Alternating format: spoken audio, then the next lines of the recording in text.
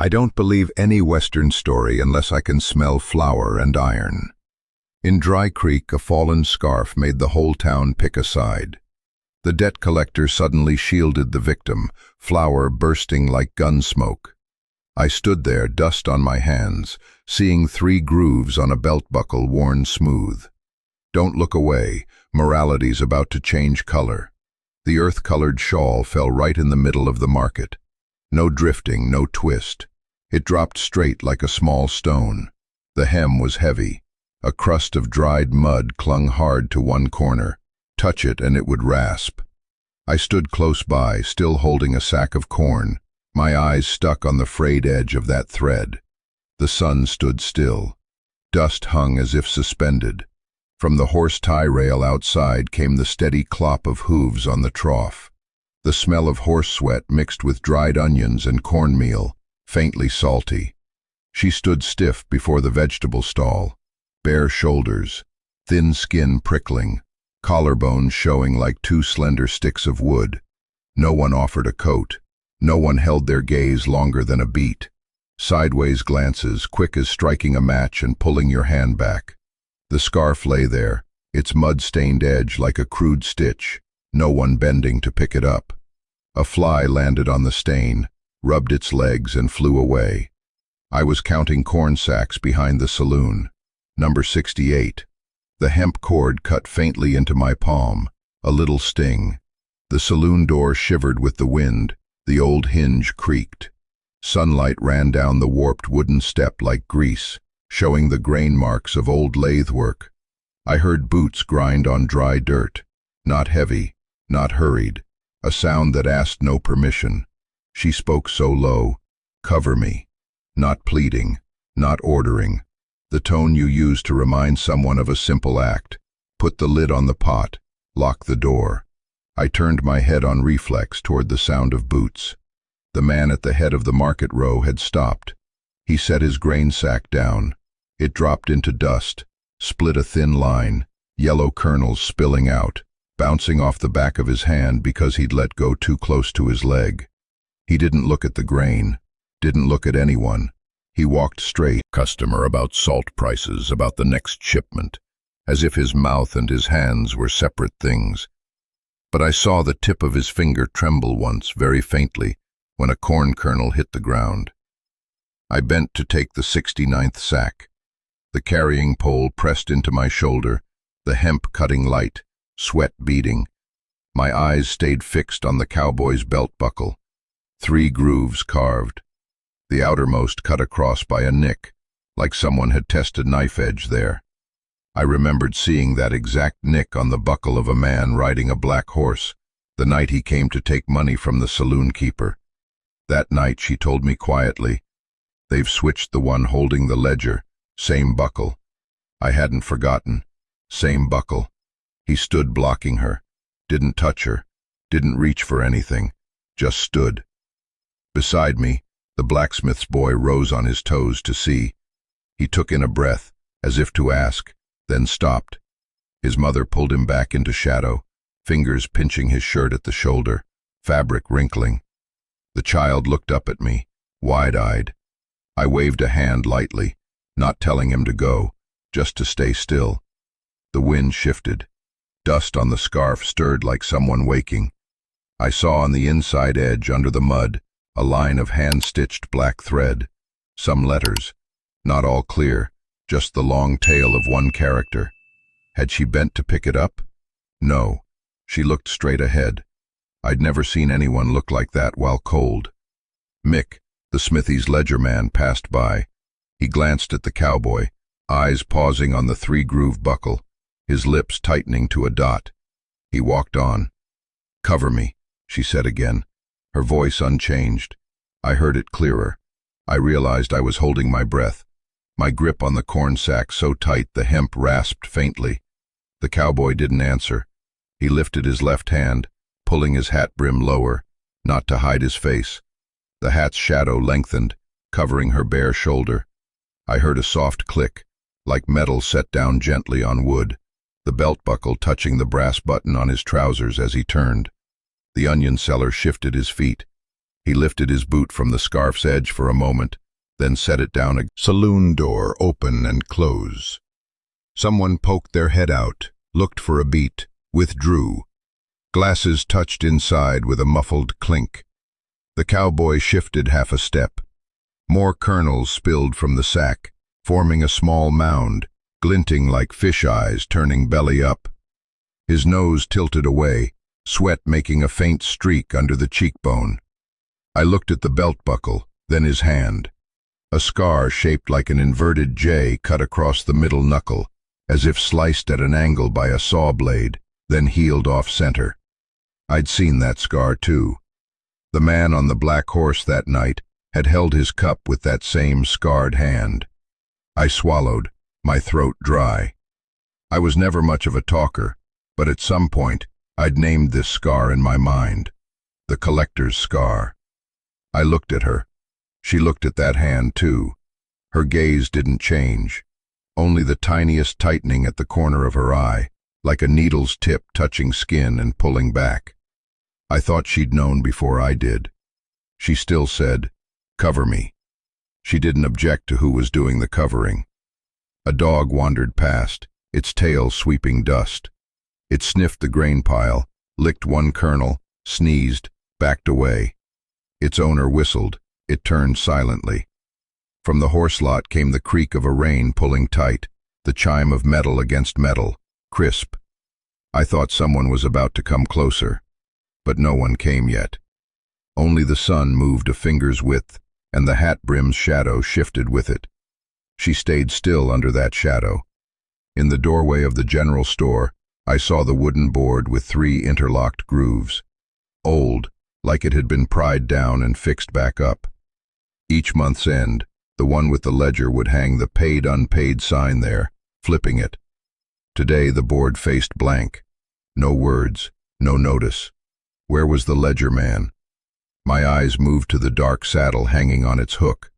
The girth strap also bore 3 grooves. At its end, a fresh-cut edge, still white, not yet dirty. She didn't say, "Cover me" again. She pulled the torn edge of her skirt up just enough to hide exactly what needed hiding. The fabric edge was snapped, thread pulled loose. Another sack, or from the kind people keep in attic bags for other purposes. I didn't chase the thought. The vegetable seller sighed very quietly. He took an old scrap of paper, folded it, wedged it under the onion basket to make it level. The edge of the paper stuck out, with his signature on it. I knew the handwriting. A receipt. The ledger man had been here this morning. No sign hung, no marker left, only the paper under the basket. He hadn't told anyone. This woman owed. The ledger man had collected somewhere else. My throat felt dry, that choke rising like smoke trapped in a cold flue. She bent a little more. Her finger touched the scarf's edge, touched the embroidery.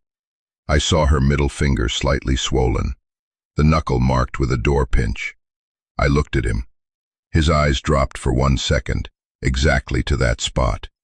Their gaze met on the same object, not on each other.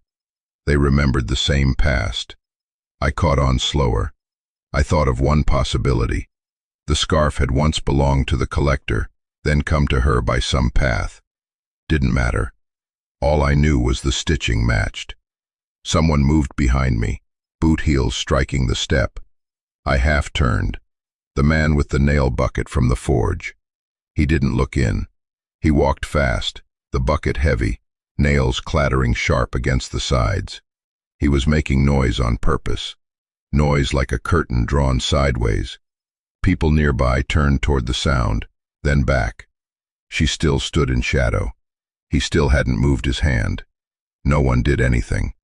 Suddenly my back felt cool, as if wind had blown and pulled the heat out. No wind, just the passing shadow of thin cloud over the sun.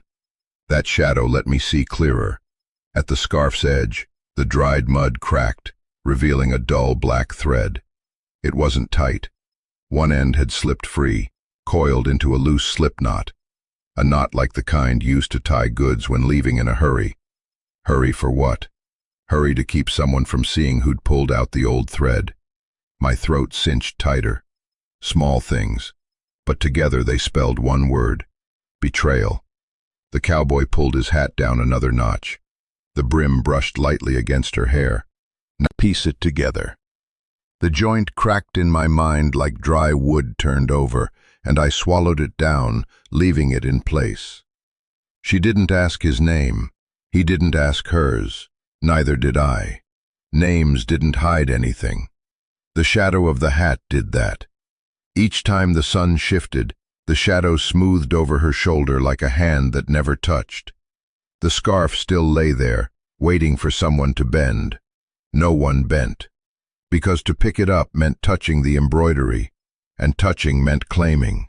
I understood that. Everyone at the market understood that. So we all stood, looked elsewhere, waited for a bigger noise. None yet. I suddenly recalled something small. Last night, I'd seen the old warehouse guard change the lock. A double-bitted kind. Collectors like those. Quick to open, quiet to shut, hard to jam. I remembered the new tie rope at the warehouse door. Same kind as on the saddle at the hitching rail. Loose pieces like kernels from a torn sack, rolling until they stop. I looked down at the mound of grain under his boots. An ant came, carrying a thin husk, disappearing into the floorboards. "Cover me," she'd said earlier. An ordinary sentence. Only now it stood in my head like a post driven in, not to be pulled. It drew in other things: the embroidery, the scar, the 3 carved lines, the receipt under the onions. All of it around that sentence. I didn't know what tomorrow would bring. I only knew that now, the shadow had to be wide enough, and the one standing in it had to bear the old mark on his buckle. The cowboy shifted, stepping onto the scarf's edge, not grinding, just placing his boot there, holding it. Wind couldn't take it now. I saw the old white dust mark on his sole, a thin shape like the shadow of a hemp cord. He tilted his head, glanced sideways, no one knew at whom. She lowered her eyes, slow, then raised them again. A crow called somewhere. Its cry fell into the market square, breaking like a clod of dry dirt. I felt someone breathing close behind me. Someone had been standing there a while. I didn't turn. I didn't want one more set of eyes looking in. I held the corn sack, feeling my pulse in my hand. The scarf let the choke sit in my throat unswallowed. Because once swallowed, everything would move too fast. And some things, if they move fast, will sweep the shadow away. 3 riders blocked the path. Horses snorted. Black sweat streaked under the saddles. Dark brass cinch buckles, hook ends scored with scratches. Thick leather over their shins, grit caked into layers. Rowel spurs clinked, dry and hard. They didn't need to say move. The shadows of 3 horses had said it. One leaned down, picked up the earth-colored scarf. He didn't hand it back right away. He wound it around 2 fingers, slow, like testing rope before tying someone up. The fabric rasped softly, sharp as fine sand on teeth. The mud crust cracked, dropped a small flake. He lifted the scarf to his nose, sniffed. His eyes didn't go to her. They went to the black embroidery in the corner. He turned his wrist in the sun, showing every stitch. I stood close enough to see the 3 interlocked seams, faded with mud but still legible. He narrowed his eyes. One side of his mouth lifted, the way a man does when he recognizes something of his own. The one in the middle stayed seated in the saddle. He let the reins hang loose, resting across the horse's neck. His fingers tapped a 3-beat rhythm on the saddle horn, slow, steady. I'd heard that rhythm at the end of the month. From behind the market's horse pen, the wind carried a damp, metallic smell. That smell traveled with debt notices, with the dry ink of a stamp. The vegetable seller let out a thin breath. He spoke just loud enough for me to hear. Debt unpaid. No one stepped forward. No one bent to pick up the scarf. A fly landed on the mud-crusted edge, rubbed its legs, and flew off. The man, the cowboy, stood in front of her. The brim of his hat covered half her bare back. Dust clung thick at the cuffs of his torn knee trousers, dry, ready to fall. A narrow belt, scratched buckle, 3 interlocked grooves. I saw the inverted J-shaped scar on the middle joint of his right hand as he lifted the flour sack slightly. The scar was old, healed off-center. I'd seen that scar signing a receipt at the... He tapped his own buckle 3 times with 2 fingers, not hard, like a code. The man on the ground, him, didn't respond. I glanced around. The vegetable seller slid a folded paper under the onion basket's base, the edge poking out with his signature on it. I didn't need to read it to know. A receipt. He pushed the basket back into shadow, as if pushing words into a dark corner. His wrist trembled thinly. The first man, the one turning the scarf, touched the knife handle to her chin. Didn't stab, just pressed lightly. Metal against skin made a tiny click, like testing a current. She didn't flinch. Her eyes didn't go to the knife, didn't go to him. Her gaze aimed past his shoulder, straight at the cowboy's buckle. She knew. I saw a bead of sweat roll from her temple, vanish under her collarbone. My throat was dry as dust. I kept hold of the corn sack, hemp rope pressed into my skin. I didn't let go. He opened the flour sack another notch. Now the flour didn't fall in threads. It poured like white smoke, clinging to the tips of his boots, to the scarf in the man's hand. The earth-colored fabric turned pale where the flour fell, damp-scented. The man kept the knife at her chin, tilted his head, narrowed his eyes. He looked at the J-shaped scar on the cowboy's hand. One corner of his mouth rose higher. I heard his spur scrape a line into the dirt. The 3-beat rhythm on the saddle horn didn't change. Everything waited, like a screw about to slip its threads. I suddenly remembered seeing a slip knot like that at the warehouse door. How he tightened then loosened in one motion, leaving the sack's mouth open just enough to use, then shut again with a single pull. The tie of a collector, quick and neat, wasting nothing. My throat tightened. I looked at him. He looked straight at the knife's point, not at the man holding it. His left hand touched the sack's seam, redirecting the flow. The flour drifted toward the wheel of a pushcart, coating the spokes. The wind caught it, lifting a thin veil of white. The vegetable seller spoke again, barely above a murmur. Debt. Unpaid. His voice broke on the last word, like a rope pulled from its hook. No one stepped forward. Shoulders hunched, eyes slid away. Wouldn't shake. I heard a faint inhale somewhere, then silence. Her eyes passed over the cowboy's buckle again. It hadn't changed. Still 3 interlocked lines. The diagonal cut deep like the day someone tested a blade there. The secret wasn't sealed anymore. Betrayal, I named it in my head, wasn't about turning on someone, but stepping out of the old line, standing here, in front of her shadow. My throat tightened until swallowing was work. He didn't explain. He shifted his grip on the sack, turned his hip so the weight sat on his thigh. The flour no longer poured. It tossed in a line through the air, landing in soft ticks on the fabric. The man with the knife slid the handle across her skin by a millimeter, enough to leave a round mark. She didn't close her eyes. Her sweat ran even. "Don't let it fall," the knife man said. 2 words, not to her, to him, like an old order. I saw his mouth pause for a fraction. He didn't answer. His forefinger pushed the fabric tie up, sealing the sack halfway. Enough flour left to use. The man on the right pressed his thumb deeper into the gun grip. The saddle's skirt strap clicked. His fingers slid toward the trigger guard. His eyes flicked to the cowboy, then back. I counted in my head. 1, 2. He lifted the sack half a hand span. The loop at his hip shifted. His knee bent. His shoulder turned. The first reversal came like that. No shout. He swung half the flour sack up onto the saddle of the man with his hand on the gun. A clean move, timed with the horse's breath in. The sudden weight tipped the saddle. The horse jerked its head, spur scraping the ground with a hiss. The sack hit the mane, the seam bursting open. White dust exploded, wrapping the man's face, sticking to his lashes, his lip, spilling into his eyes. He flung up a hand to cover his eyes, the gun grip slipping from his palm, thudding against his thigh. The horse stepped back, kicked short, striking the wheel of the pushcart. Wooden spokes rattled, flour coating the cracks.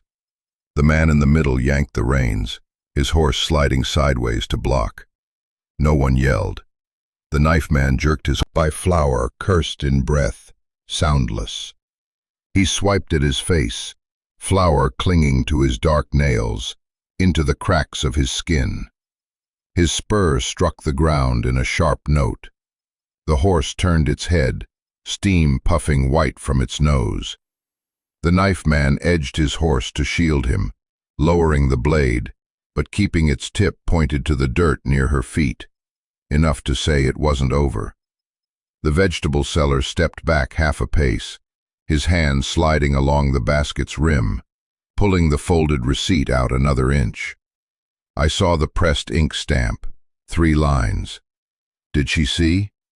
I thought she did, because her eyes suddenly left the knife point, made a short circle past the onion basket, paused on the paper for a beat, then came back. No words. The choke sat there, between the paper and the buckle. He stood still, one arm holding the half-sack. The flour slowed, heavier grains dropping first, the fine dust hanging in the sunlight. The middle rider set 2 fingers to his lips, whistled a short note, not a command, just enough to keep the horses in place. Everyone stood, the whole market listening inside the white haze. A grain of flour landed on her cheek, dissolved in sweat, leaving a faint blur. She blinked, barely. He shifted his boot on the scarf, keeping the wind from lifting it. The flour-covered man raised his head, eyes red, squinting through the pale layer. He looked at the cowboy the way you look at something you already know. Not who's this, but still you. I didn't hear anyone swallow, but I knew many throats were dry. Wind from the hitch rail still carried the thin metal smell, fading. The sun slid a notch, the brim's shadow passing over her shoulder, covering the round mark left by the knife handle. I don't believe in omens, but the timing fit like it had been measured. The 3 riders hadn't drawn back. He hadn't stepped forward. Everything sat on the edge of the next sound. I held my corn sack, my hands numb from the hemp rope. The folded receipt under the onion basket slipped a fraction lower, the 3-line stamp showing more. His belt buckle was still there. The scarf was still pinned under his boot. The flour still floated in a thin line, spreading a dull white ring, the damp smell rising like a root cellar left too long. Her hand shook, not the whole arm, just the small joint in the middle finger, trembling like a thread starting to fray. The hem tightened, the black stitching showing, the interlocked letters dim under the old mud, now paler with the flour. I saw the cowboy's boot pressing the scarf's corner into the ground. The heel ground with dust, a faint old flour streak running along the sole. His belt buckle still flashed its 3 carved lines. He turned half an inch, letting the buckle slide back, not to hide, but so the brim's shadow fell across it. The knife tip was no longer at her chin, leaving a round, cold brass mark. It didn't burn, but reddened slow. A grain of flour clung to her lashes, melted in sweat, her eyes closing so faintly it didn't seem like a blink. Her breath slid through her teeth once, soundless. The brim's shadow covered that round mark, moving with the sun, keeping it in shade. Around us, space opened, not peace, but the hush before a hinge strains. The middle rider, the tallest in the saddle, looked straight at him. His eyes weren't sharp, the kind of eyes that had met before elsewhere. He tapped the 3-beat on the saddle horn, then stopped.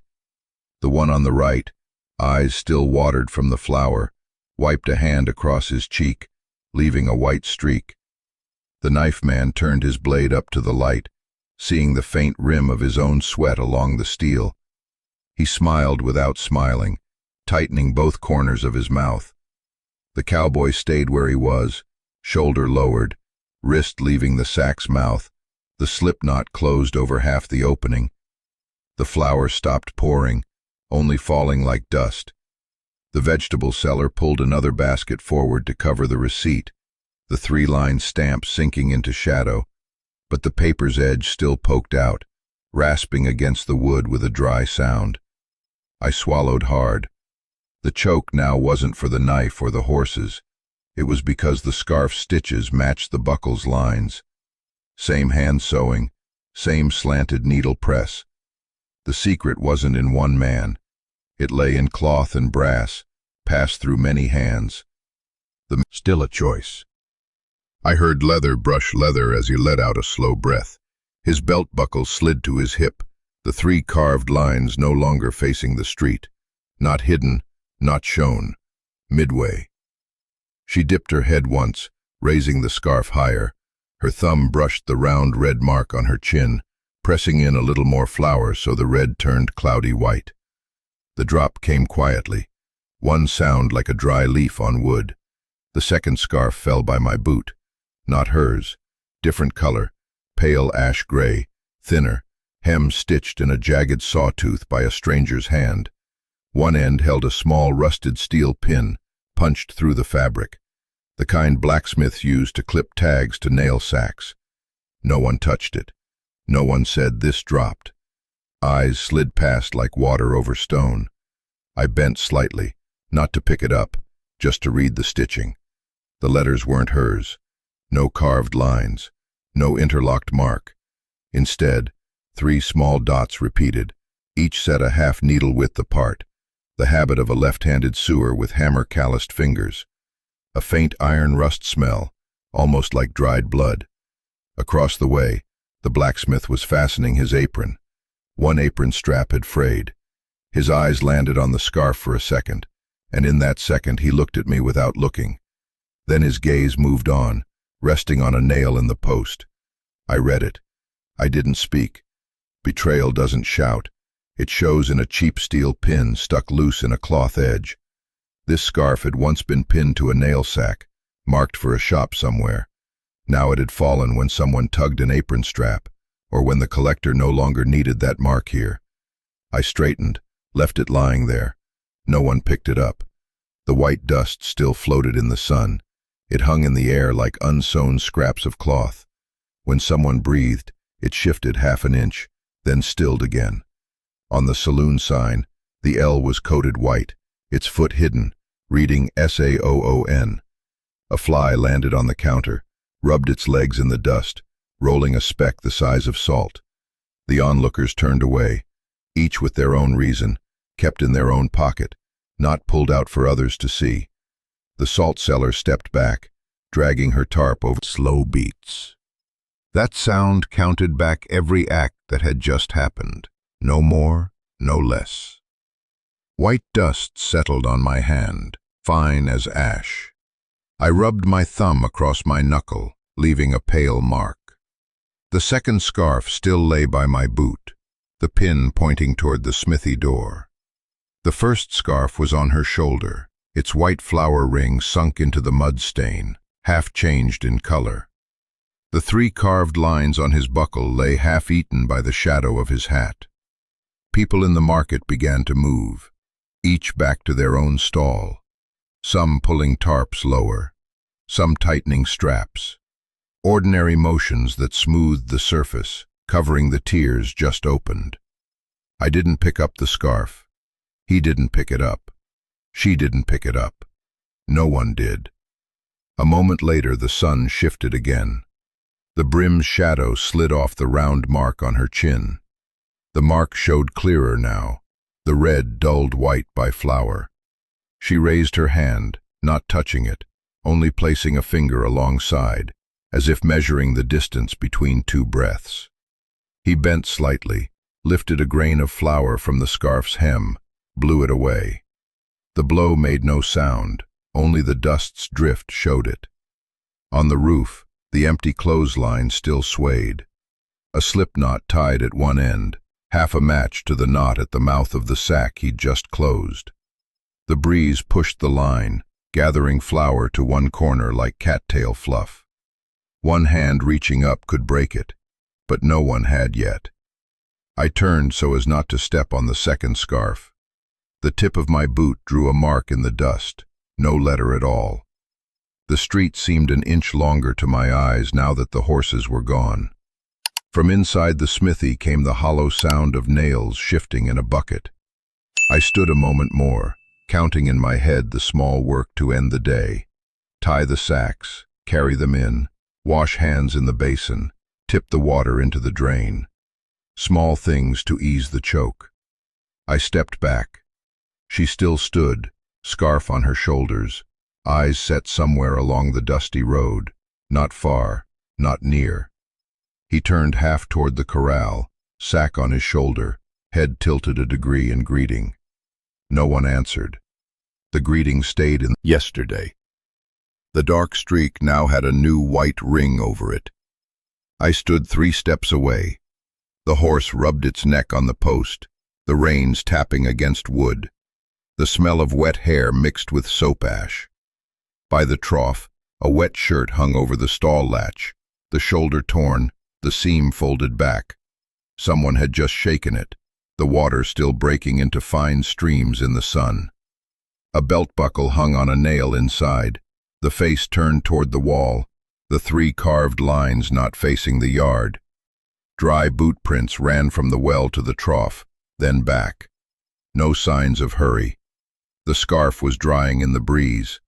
The edge where the black embroidery lay had been restitched with fine gray thread. Each stitch slanted a half grain of rice. Not the same hand as before. I saw one stitch off, covering the old track.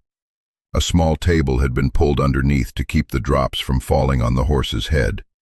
Across its surface ran a diagonal wet streak like a plow furrow, ending at a hole in the wood where a nail had been pulled seasons ago. No people.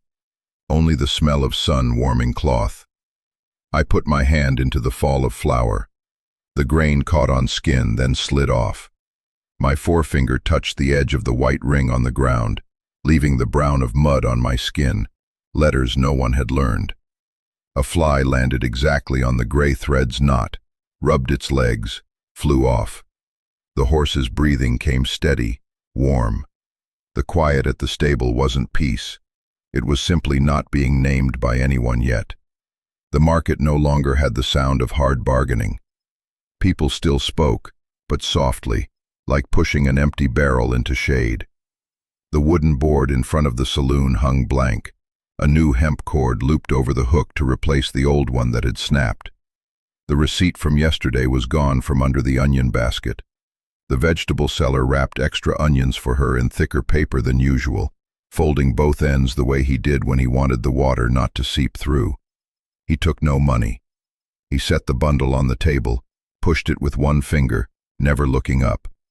His eyes paused on a single grain of flour on the wood, blowing lightly. It rolled, then stuck again. The blacksmith passed by, hammer without sound. 2 women at the salt stall poured salt from one jar into another, trading for one with a better lid, saying nothing more. The market's noise had dropped a register, sounding like water less urgent below a dam. I leaned on a post, watching her hold the onion bundle to her chest, scarf tight at her shoulders. The round mark on her chin was less red under the dry flour. Someone passed behind her, setting a 5-cent piece on the counter's edge. The coin spun half around, stopped at a small ridge in the wood. No one claimed to have set it there. She didn't take it. The coin lay there, cold. My eyes went to the wooden board at the street's head, where the paid-unpaid sign used to hang. The face was blank. The old 3 nail holes still there, not filled. A straw cord tied to the hook, its end in a slipknot like the one that closed the sack's mouth yesterday. Secrets moved from person to person without names, leaving the same knot behind. I felt the choke in my throat, but my neck was soft now, because all the reasons lay on the surface like dust. Noon leaned with the post's shadow. The flour sack from yesterday was half empty, its mouth closed neat, the slipknot round and even. The sack's rim showed wide hand marks, the fingertips pointed, marks of someone who knew flour. She stood before the oven, opened the iron door, heat rolling out like snakeskin. The smell of wet flour, of onion skins burning, of cheap ash all mingled, nothing hidden. The bread came out in one batch. The tops cracked evenly, steam still rising from the breaks. She set two on the bamboo rack, slid one, smaller with less yeast, crust darker, into a brown paper bag. The bag was reused, its top corner still pricked by the hole of an old steel pin. She folded the mouth twice, smoothed it flat, wrote nothing, marked it with nothing. I walked behind her, 4 steps back. The road to the cowboy's house was laid with crushed stone, wheel ruts pressed in old lines. The corral gate stood open, latch hanging loose. A dog lay in the shade, lifted its head, wagged twice without sound, then lay down again. She reached the porch step, set the paper grain. The thank you wasn't in the bag. It was in the way she walked back, shoulders straight, pace even. At the gate, she paused half a beat, adjusted the scarf over her shoulder, where the gray repair thread lay from the morning's stitching. Her finger touched the seam, pressed into a grain of flour still caught there, the color shifting slightly. She didn't brush it away. She left it. I stayed a moment longer, listening to the door hinges breathing softly inside his house. By late day, the scarf was folded on the saloon's porch table. Not a table in shadow, but the one outside where everyone passed. Folded the way we fold a flag after a drought, 3 creases, the tip of a triangle showing. Where the black embroidery used to be, sat at that triangle's point. Now it was smooth. The thread had been pulled out, leaving a short end, burnt at the tip, as if held to a lamp flame. No one touched it, but everyone's eyes went there first. I stood off to the side, watching the table. The saloon sign cut half the sun, throwing a short shadow over the scarf's edge. Beneath, yellow sand and yesterday's flour had settled into a thin gray ring. In front of the table, the chair marks showed old knife gouges, catching light in dull glints. Someone had stood 3 nails upright on the table in a line, heads aimed toward the scarf, not as a threat, just placed there. The reversal was in the scarf, shifting from something kept hidden to something laid out. Not in the stable, not on a clothesline, flat on a table where everyone walked past. The message didn't shout, "We see, we put it here, do with it what you will." I stayed a moment more. Inside, glasses touched softly, like someone correcting a wrong note. The saloon keeper came out, rag in hand. He wiped the table beside it, not the one with the scarf. The rag was wrung dry, drops falling to the ground, 3 in a row, landing exactly in front of the upright nails. He looked at me for a second, nothing exchanged. Inside, the paid-unpaid board was gone, the wall holding only 2 pale nail holes. A man crossed the porch slowly, his index finger lifting as if to touch the scarf, hitting the wooden pail with a muffled thump. The blacksmith stood in his doorway, burning a thin stick, the tip browning but never catching. He blew it out, the thin smoke weaving into the flour scent, changing it to a faint char. He looked up at the roof's bent sheet, said nothing. She passed the porch without stepping in. The scarf lay before her, the black letters gone, the corner smooth. Her eyes landed for a beat, then moved on. She carried a bag holding baking molds, the bottom marked with a faint oil ring, misshapen, like the brass circle on her chin yesterday, now faded. She kept walking.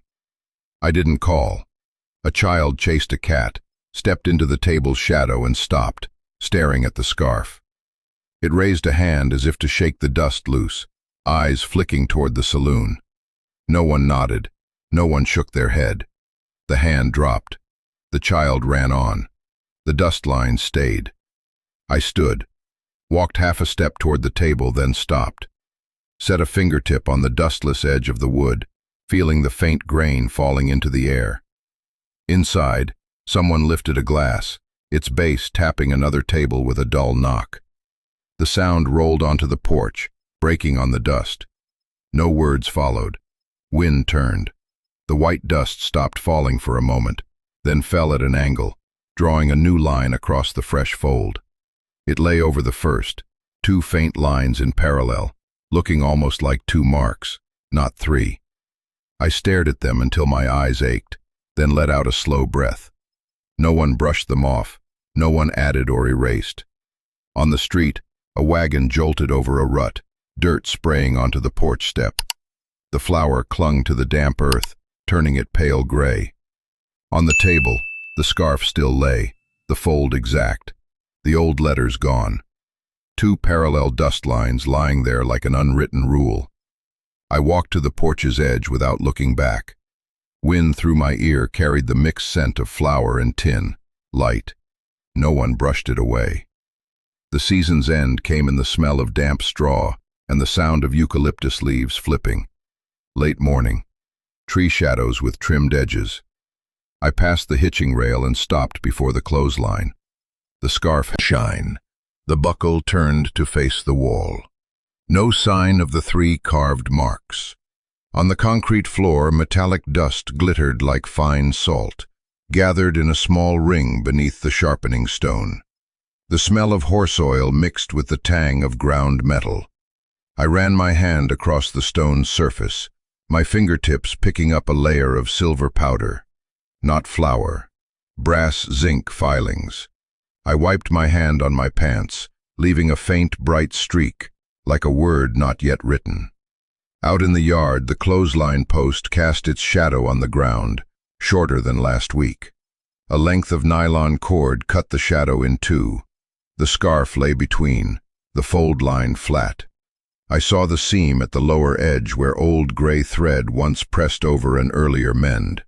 Now there was no thread, all the stitches pulled out. The needle holes remained, small as a beetle's bore.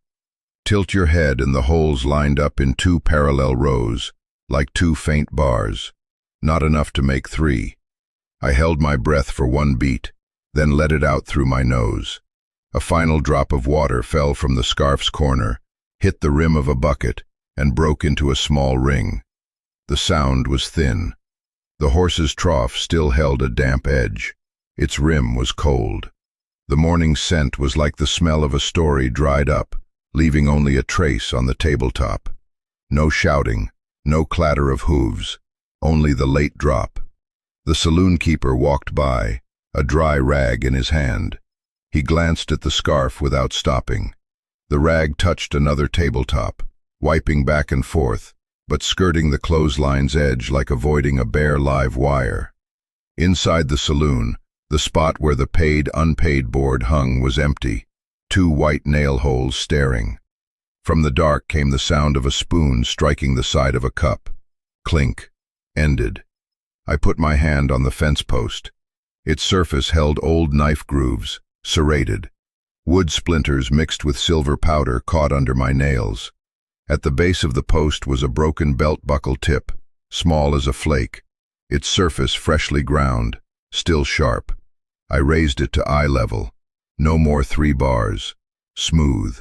Along the edge where the grinding stopped, half a beat. Thumb brushing the edge of the cloth like stroking air. No touch. No trace left. I looked at her chin. The round mark from the coin had half healed, pale yellow now. She sniffed the air, lips closed. No powder smell left, only the scent of dead ash. She walked on. Her skirt hem brushed past the fence post's shadow, didn't touch the scarf's shadow. The shadow tightened, shrinking by half a handspan as clouds covered the sun, then lengthened again, then lay still. I heard the nylon cord hum in the wind, thin as a needle tapping glass. I tucked the buckle piece into my shirt pocket, not to keep it, just so I wouldn't see it anymore. I passed by again in the late afternoon. Wind stirred the scarf's edge.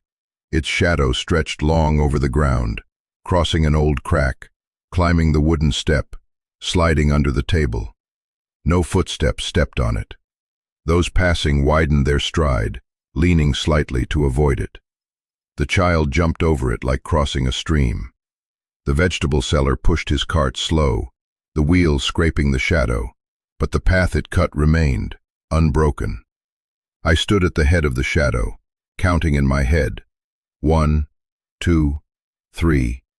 The shadow shifted with the sun, its heel stretching sharp as a blade point. The scarf stayed smooth. The 2 rows of needle holes at its edge couldn't be seen straight on, only flashed for a blink when the wind rose, tilting the cloth. 2, not 3. My throat caught like tripping on an unseen step. From the stable door, the cowboy walked out. His shoulder was patched with old cloth, the stitches even. The belt buckle was new. Smooth face, bright like freshly polished steel, reflecting the nylon cord as a white stripe across his stomach. His finger still bore the scar shaped like a backward J. Under his nails, silver dust clung. He walked straight, didn't look at me, stopped under the clothesline, raised his hand to shade his eyes, looked up at the scarf. His eyes read the surface in a single beat. No smile, no frown. He stood so that his shadow touched the scarf's shadow. 2 shadows joined in one for a short stretch. I saw his eyes leave the cloth and settle on the fence post. Shadow wouldn't fall on the doe's surface. A small movement anyone could read. Avoid contact. She looked up quickly, met his eyes for a beat, didn't linger, then walked on. The basket bumped the doorway. Clack. A grain of flour fell. Wind rolled it along the shadow, lost it in the doorway's fold. The blacksmith stood at the edge of the porch, arms around a hollow steel pipe. He held an unlit matchstick between his lips. His eyes slid over the scarf, down to my feet, stopped at the scrap of lock on the wall, held there a beat longer. His shoulders dropped. The steel tapped lightly against the post. Attack. No one flinched. His eyes moved on. Not a word. Kids kicked an empty can through a shadow. The can rolled into the sun, dented slightly. Its hollow sound carried away. The scarf's shadow shifted farther. I stepped back half a pace. My foot almost touched it. Heel turned. The shadow slipped free. I swallowed dry. No reason. Just didn't want my boot print lying on something that was lying smooth. He raised his hand to the nylon knot. The chicken knot was pulled tight at the end of the cord. A familiar tying. But above the knot, there was a faint blue ink mark, small as a smudge from an inky fingertip. The exact ink used in seals. I looked toward the vegetable stall. The paper wasn't hanging there, but the blue still traveled from place to place on someone's finger. Who didn't matter. This mark was right on the knot, like naming the tying. No 3 strokes, only the faded blue. He lowered his hand. The wind moved again. The scarf touched his wrist, a light dot. He didn't pull away. His eyes went past me, to the wall where the scrap of lock lay. His lips drew into a thin line. No nod, no shake. Enough for me to understand. Leave it there. Somewhere a horse gave a short neigh. The sound broke like a nail hitting a steel floor, then stopped. The street stilled. Stilled in the way of taking 1 step forward, then halting to hear your own boots. No one asked, and no one needed to. The vegetable seller poured leftover well water into the gutter. The hitching rail. No one was waiting for anyone. Before I turned, I glanced back once. The scarf still hung, the cord still taut. The cowboy sat on the barn's doorstep, hands on his thighs, the new lock glinting a soft line. She moved inside the stove room, her shadow passing slow across the window. The blacksmith propped his hammer against the wall. It didn't fall. The dog shifted, yawned without sound. I turned. My boots crossed a strip of dry sun, leaving no mark. In my coat pocket, my fingers were clean. No flour, no silver dust, only the smell of sun caught in cloth. The day closed like tying a chicken knot, drawn snug in the hand, not tight, so tomorrow it could still be opened. The street kept its stillness until the sun dropped behind the hill. Someone shut a door. Someone went inside. Someone walked along a shadow without stepping on it. I wasn't there anymore to count, but I knew the scarf still hung, clean, smooth. The flower wouldn't return. The three-stroke mark wouldn't return, and everyone had chosen their own place to stand. No one spoke, no need. The scarf now hangs smooth. The flower is gone. The old mark faded. No one says it, but each person's place is clear. I keep only the small things: a chicken knot drawn snug, a faint blue ink mark clinging to the cord's end, a shadow no one stepped on. That's enough for a day. The rest settles on its own. If there's some detail that still won't leave you, a thing, an act, a pocket of stillness, leave it here beneath this. It doesn't need to be long. So when the light goes out, each person still knows what they just carried away.